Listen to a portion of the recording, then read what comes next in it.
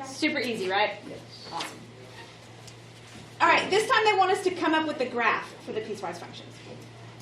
You can't do that. Oh, yeah, you can. So, the easiest thing to do is, I think, first is to come up with the rules.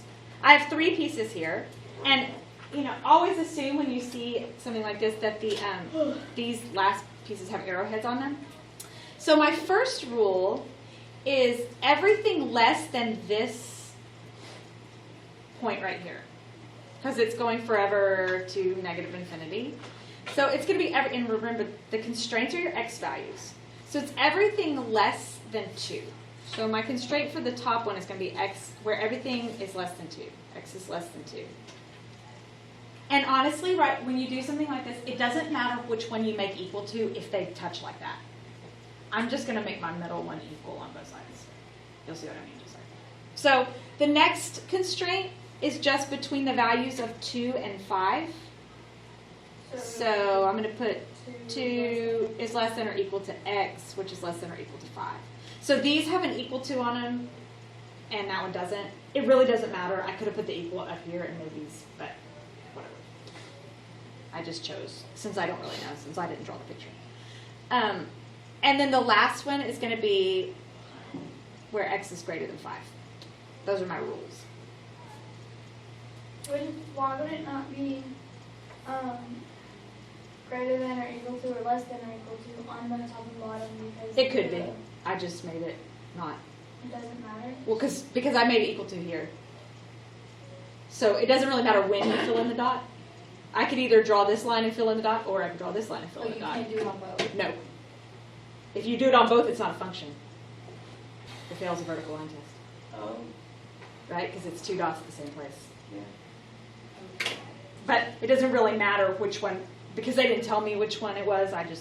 And just a second, we'll draw one, and if they overlap, you'll see what I mean. Okay, so now I have to come up with my equations. Well, I'm going to do this middle one because that's super easy because it's a constant. So at that, between 2 and 5, it's just 5. So I just put 5. Then for the others, they're linear. They're both linear, so I need a slope and a y-intercept. The first one's pretty easy because I have a y-intercept of 1, and my slope is 2. So 2x plus 1. Second one's negative. The second one, my slope is negative 1. So it'd be negative x. Negative x. I don't have the y-intercept. I could probably calculate it, though, pretty easy, because I need to go over 2, 5. That's going to take me up 1, 2. Looks like it's going to be 8.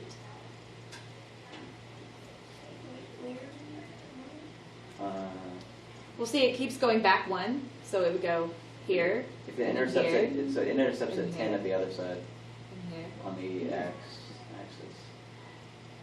But I need the y-intercept.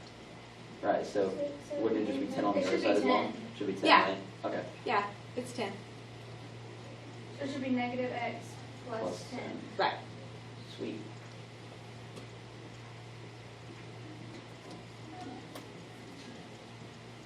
All right, this time we're graphing one. Okay. So it doesn't matter which one you graph first. They give me the y-intercept of 7 and a slope of negative 2. So I'm going to put a dot at 7, down 2 over 1, down 2 over now. Now before you draw your line, I have to make sure that you don't draw it where it shouldn't be. X is only less than 3. All right, so x doesn't equal 3. So what kind of circle am I going to put? So An open circle. right, so I went down 2 over 1, down 2 over 1, down 2 over 1, but that's on 3, and that's going to have to be an open circle. So now you draw your line. Okay, so now I can draw a line, and I got to stop at that open circle because that's where this piece ends. All right, now the next one is a constant at 1, just a horizontal line.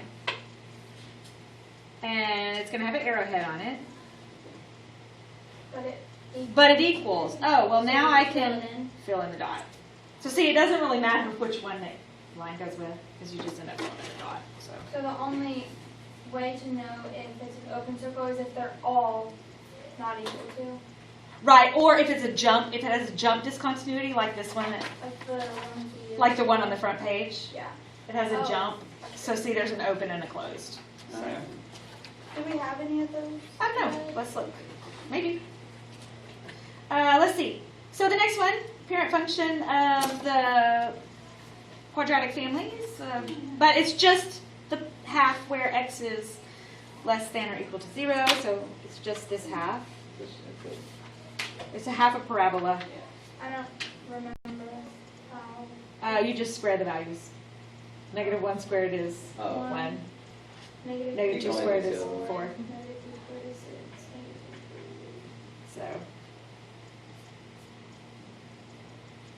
and then from 0 to 3 is 4 open dots on 0 and 3.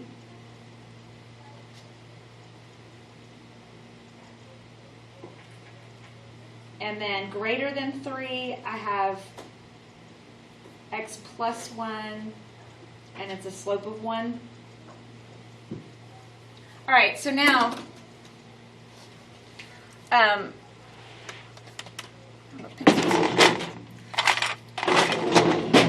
going to write in a pencil for just a second.